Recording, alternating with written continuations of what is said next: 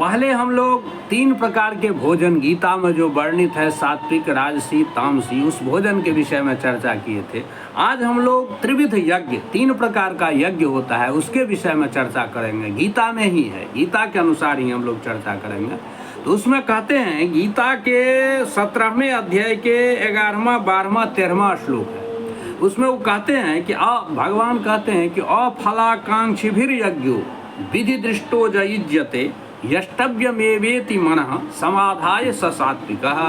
कहते हैं सात्विक यज्ञ वह होता है जो अफलाकांक्षिभिर, जो यजमान या जो यज्ञ करने वाला अफलाकांक्षी होता है, माने फल के आकांक्षी नहीं होता है, निष्काम भाव से जो यज्ञ करते हैं। और विधि दृष्टो माने विधि के अनुसार जो यज्ञ किया जाता है, शास्त्र विधान के अनुसार जो किया जाता है। और यष्टव्यमेवेति मनः समाधाय, और जो यज्ञ करता यानी यजमान जो है, जो करता है, वो ऐसा सोचता है कि यष्टव्यमेवेति माने मेरा धर्म है यज्ञ करना, ऐसा समझ करके मन को स्थिर करके जो यज्ञ करते हैं उसे हम सात्विक यज्ञ करते हैं। माने सात्विक यज्ञ करने वाले यजमान कैसे होते हैं? तो अफलाकांक्षी भी होते हैं, माने वो फल नहीं चाहते हैं यज्ञ के। तो अफलाकांक्षी भी यज्ञो विधि दृष्टो जयुज्यते, विधि दृष्ट माने विधि के अनुसार जो यज्ञ करते हैं। और यष्टव्यमेवेति मनः, और यज्ञ करना मेरा धर्म है, ऐसा समझ करके जो यज्ञ करते हैं उस यज्ञ को हम सात्विक यज्ञ कहते हैं। और अभिसंधाय तु फलम दंभार्थमपि चैव यत् इज्जते भरतश्रेष्ठ तम यज्ञम विधि राजसम। और राजसी यज्ञ हम उसको कहते हैं भगवान कृष्ण अर्जुन से कि अभिसंधाय तु फलम, जो करता फल की इच्छा करके, और दंभार्थमपि चैव यत्, और दंभ के लिए कि लोग हमको समझे कि मैं बहुत बड़ा धर्मात्मा हूँ, बहुत बड़ा याज्ञिक हूँ, इस प्रकार दंभ के लिए और फल की इच्छा रख करके जो यज्ञ किया जाता है, इज्जते भरतश्रेष्ठ तम यज्ञम विधि राजसम, उस यज्ञ को हम राजस यज्ञ कहते हैं। और तामस यज्ञ किसे कहते हैं? तो कहते हैं विधिहीनम अशिष्टान्नम मंत्रहीनम अदक्षिणम श्रद्धा विरहितम यज्ञम तामसम परिचक्षते। तामसी यज्ञ वह होता है जो विधिहीन हो, माने शास्त्र विधान से रहित हो, माने जो यज्ञ का विधान है उस विधान से जो रहित हो, और अशिष्टान्नम जिसमें अन्न का दान न होता हो, मंत्रहीनम और जो मंत्रहीन हो, माने जिसमें जितना मंत्र का उच्चारण होना चाहिए वो मंत्रहीन हो, और अदक्षिणम और जिस यज्ञ में दक्षिणा न दी जाए, तो श्रद्धा विरहितम और जो श्रद्धा से रहित यज्ञ होता है उस यज्ञ को हम तामसी यज्ञ कहते हैं। इस प्रकार 3 प्रकार का यज्ञ होता है। तो मूल रूप से हमको समझना चाहिए, जो यज्ञ निष्काम भाव से किया जाए और कर्ता ऐसा सोच करके करे जो यज्ञ करना मेरा धर्म है, ऐसा सोच करके जो यज्ञ करे निष्काम भाव से, किसी भी कामना से नहीं, उस यज्ञ को हम सात्विक यज्ञ कहते हैं। और राजसी यज्ञ वह हुआ जो अभिसंधाय फलम, किसी फल प्राप्ति के लिए जो कोई यज्ञ किया जाए, वह दंभार्थमपि चैव यत्, या लोग मुझे समझे कि मैं बहुत धर्मात्मा हूँ, इस लोग को समझाने के लिए यानी दंभ के लिए जो यज्ञ किया जाता है, और तो उस यज्ञ को हम राजसी यज्ञ कहते हैं।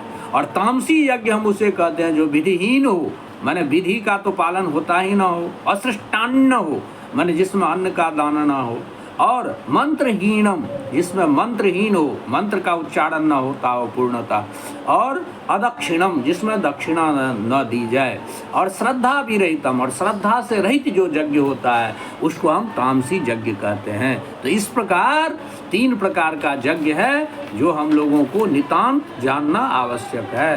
तो इस प्रकार हम आज 3 प्रकार के यज्ञ की चर्चा किए। अब जो है 3 प्रकार का तप होता है। ये भी जो है 17वें अध्याय के 14, 15, 16 श्लोक में भगवान कृष्ण जो है अर्जुन के प्रति कह रहे हैं कि 3 प्रकार का जो है सो तप होता है। तो शारीरिक, वाचिक और मानसिक 3 प्रकार से हम तप करते हैं। तो 3 प्रकार से तप हम कैसे करेंगे? तो कहते हैं देखिए, पहले तो शारीरिक तप करते हैं। तो शारीरिक तप कैसे करेंगे हम?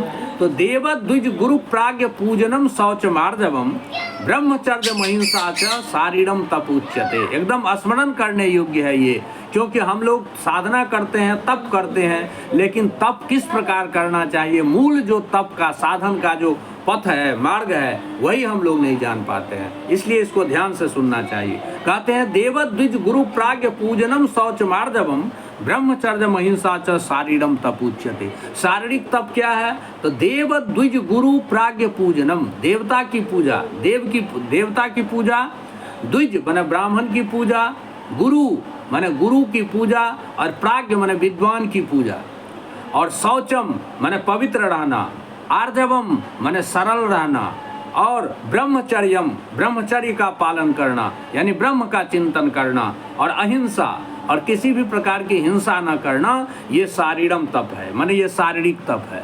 माने हम लोग जप तप इत्यादि जो करते हैं वो तो जो है सो है, लेकिन वास्तविक रूप से शारीरिक तप क्या है, इसके बारे में भगवान कहते हैं कि देवता का पूजन करना, ब्राह्मणों का पूजन करना, देव द्विज और गुरु का पूजन करना, गुरु प्राज्ञ माने विद्वान बुद्धिमान को पूजा करना, और शौच माने पवित्र रहना, आर्जवम माने सरल रहना, और ब्रह्मचर्यम माने ब्रह्मचर्य का पालन करना, और अहिंसा माने हिंसा नहीं करना। ये जो है शारीरिक तप कहलाता है। अब है वाचिक तप।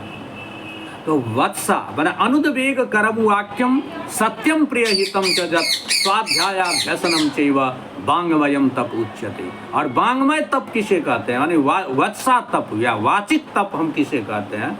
तो भगवान कहते हैं कि अनुद्वेग करम वाक्यम, ऐसा वाक्य बोलो जिससे दूसरे को उद्वेग न हो, दूसरे को कष्ट न पहुंचे। तो इस तरह के वाक्य बोलना। अनुद्वेग करम वाक्यम, सत्यम और सत्य भी हो, और प्रिय हितम च जत, प्रिय भी हो, सुनने में भी प्रिय लगे, और हितम माने हितकारी भी हो।